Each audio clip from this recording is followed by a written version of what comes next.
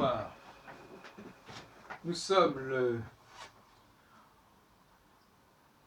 29 novembre 2014 et je voudrais vous parler du droit et des devoirs des femmes. Droit et devoir, car l'égalité implique cette double dimension. Souvent, on a l'impression que les femmes et ceux qui veulent, qui défendent leur cause, pensent surtout aux droits des femmes. Et je crois qu'ils ont tort de ne pas aussi réfléchir sur les devoirs. Parce que il est beaucoup plus facile de revendiquer des droits que des devoirs, a priori.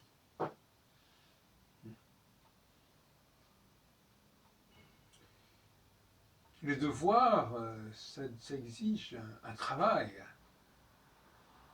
ça exige d'émettre, ça exige de produire.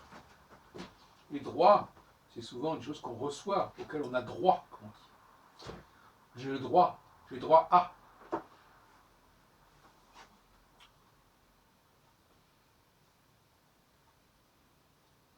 Nous avons récemment constaté avec d'autres personnes, par exemple, dans le cas du judaïsme libéral, que je fréquente actuellement, que les femmes revendiquent une égalité entre les hommes et les femmes, mais qu'elles n'entendent pas, du moins dans certains mouvements, comme le mouvement juif libéral de France, porter la kippa. Or, c'est un devoir de porter la kippa. C'est un devoir par rapport à Dieu, ou par rapport à tout ce qu'on émettra sous le nom de Dieu. La kippa, c'est un signe de respect, c'est un signe d'interface entre l'homme et Dieu. Revendiquer le droit, par exemple, d'accéder à la Torah, d'accéder au rouleau, de fréquenter, côtoyer les hommes, mais en même temps, on ne veut pas mettre la kippa, on ne veut pas mettre le... Alors, bon, c'est inacceptable, pour différentes raisons, que j'ai déjà exposées par ailleurs. Si les hommes ont l'obligation, donc le devoir, de mettre la kippa, on ne voit pas en quel honneur les femmes en seraient dispensées. En quel honneur? Si la kippa, c'est un signe de soumission, c'est un signe de respect, en quel honneur les femmes en seraient-elles dispensées? Alors on nous dira, oui, mais avant, elles avaient le droit de ne pas porter la kippa. Donc on est en train de nous parler de privilèges anciens auxquels on ne veut pas renoncer. C'est intéressant. Mais avant, elles n'avaient pas le même accès au centre de la synagogue. Avant, elles n'avaient pas à lire la Torah devant l'Assemblée. Avant, elles étaient mises à la part. Donc, c'est quelque chose de très, très confus. Donc, il y a des privilèges qui étaient liés, enfin, qui étaient la contrepartie d'un certain nombre de privations. Et maintenant que ces privations n'existent pas, on perpétue les privilèges. C'est inacceptable, c'est totalement inacceptable. Un autre point que j'aimerais bien aborder, d'ailleurs je prépare pour pas dans très très longtemps un colloque sur le féminin avec quelques amis, c'est la question de l'émission et de la réception. Mais pas sous l'angle habituel, enfin bon, c'est pas ça la question. J'ai assisté encore ce soir à une conférence où il y avait un monsieur qui était censé intervenir. Et bien évidemment, comme d'habitude, il a parlé trop longtemps, il n'y a pas eu de débat. Il n'y a même pas eu véritablement de questions.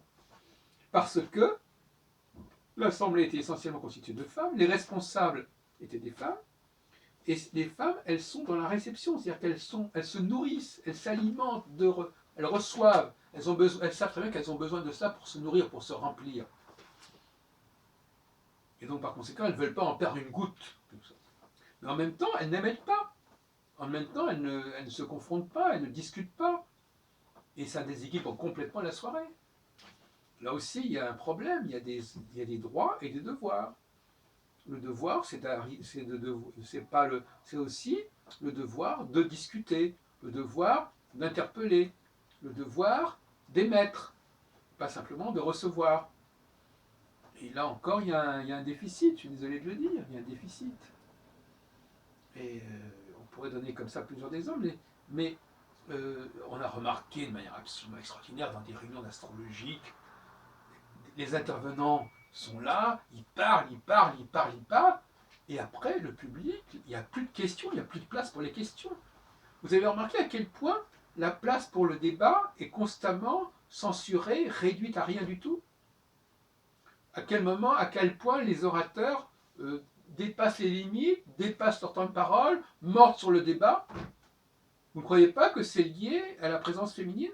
Vous ne croyez pas que c'est lié à ce que les femmes ne soient pas intéressées par cette problématique de la discussion, des questions?